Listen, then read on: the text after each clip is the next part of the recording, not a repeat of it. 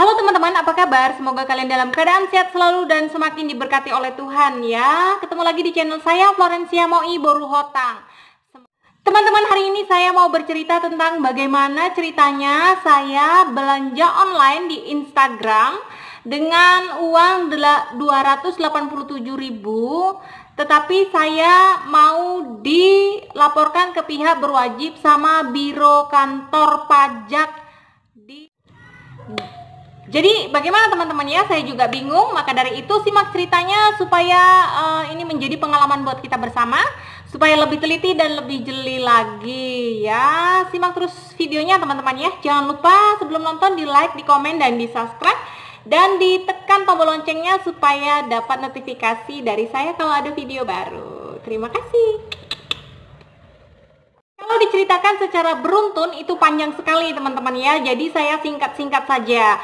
Awalnya saya itu mau beli baju kaos buat anak saya. Saya tuh suka baju kaos itu yang bahannya kayak bahan-bahan import gitu. Dia nyerap keringet, tipis tapi nyerap keringet gitu, enak dipakai. Setelah berbincang lewat WA, kan di situ ada nomor WA-nya teman-teman ya. Setelah berbincang ngalor ngidul, akhirnya saya beli 7 pieces teman-teman ya, dengan harga 287 dengan ongkos kirim. Dia itu ngomongnya pengiriman dari Bandung teman-teman. Setelah itu 1 hari pengiriman, saya tanya dong sama si emas yang jual ini, "Mas, resinya mana?" Saya bilang kayak gitu. Terus dia bilang, "Nanti Mbak, 1 hari setelah pengiriman baru resinya keluar." Oke, lalu saya tunggu sampai 2 hari kemudian saya tanya lagi, "Mas, resinya mana?" Terus dia bilang, "Saya lagi sibuk Mbak, saya lagi di rumah mertua, resinya ada di rumah." Oke, lalu besoknya saya tanya lagi, "Mas, resinya mana? Soalnya kalau di daerah saya mau ngambil barang tanpa resi itu nggak dikasih." Saya bilang kayak gitu kan. Terus dia bilang, "Nanti Mbak ya, tenang aja, yang penting barangnya udah dikirim." Katanya kayak gitu dong. Kayak gitu ya. Jadi saya tidak menaruh rasa curiga sama si emas ini. Cuman feeling saya ini udah nggak enak. Kok banyak kali alasannya si emas ini. Katanya udah dikirim tapi kok resinya nggak dikasih. Terus saya di situ curiganya teman-teman ya. Singkat cerita, setelah 5 hari sejak pengiriman uang itu teman-teman, sayangnya semua percakapan di WA itu udah saya hapus ya. Karena saya marah waktu itu, jadi saya hapus. Ini kejadiannya baru 1 minggu yang lalu, 3 minggu yang lalu teman-teman ya. Lalu kemudian setelah 5 hari pengiriman uang, suami saya itu dapat SMS teman-teman. SMS-nya kayak gini. Nah, katanya dia itu dari kantor biro pajak. Nah, SMS satu lagi nggak sempet saya screenshot.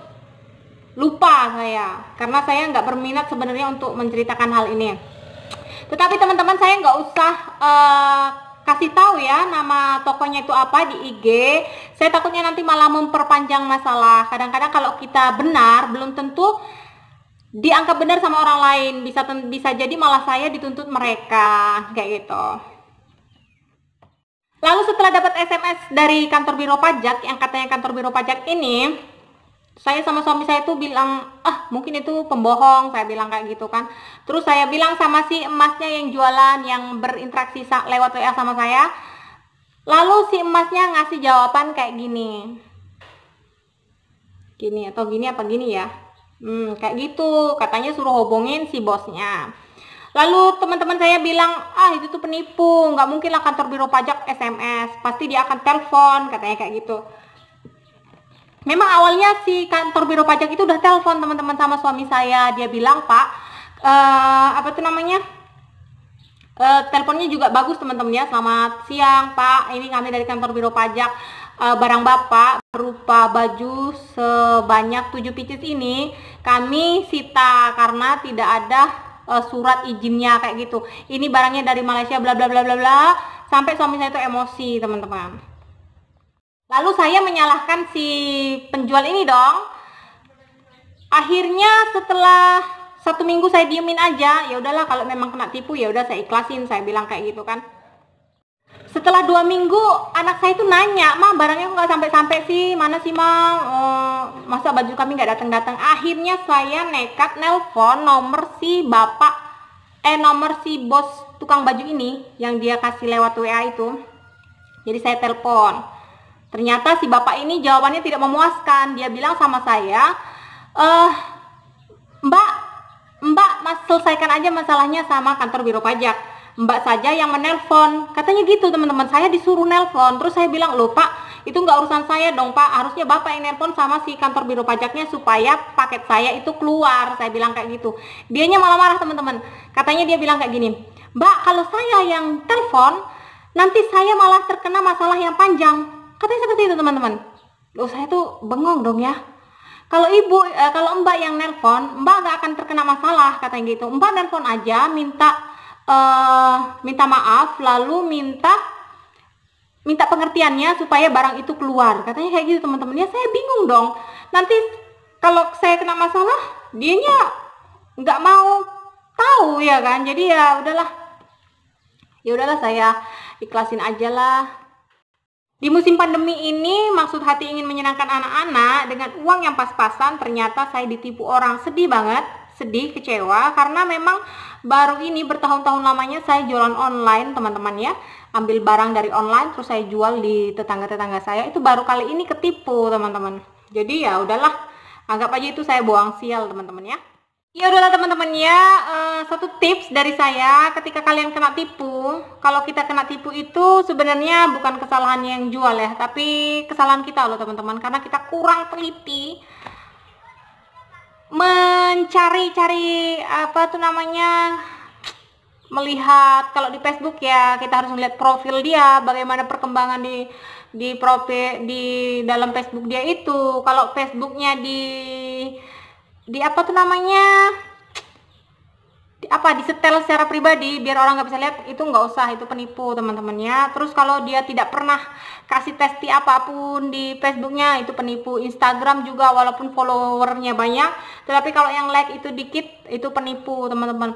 Kalau kolom komentar di Facebook atau di IG juga dinonaktifkan, itu juga penipu teman-teman ya.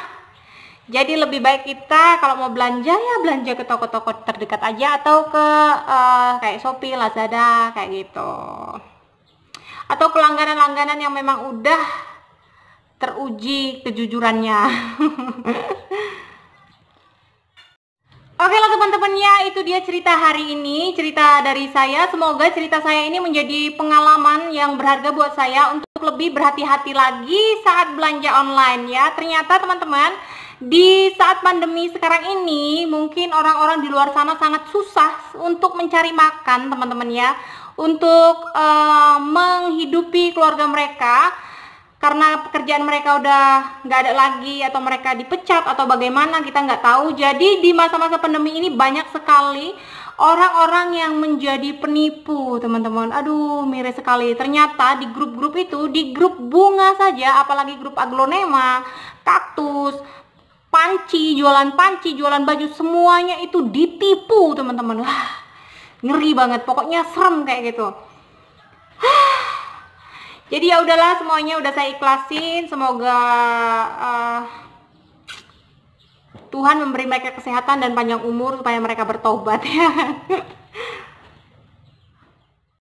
Terima kasih semuanya yang udah nonton, yang udah like, yang udah komen, yang udah subscribe. Semoga kalian sehat selalu dan semakin bahagia. Tetap semangat ya, walaupun apapun ceritanya kehidupan kita ini, badai pasti berlalu. Oke.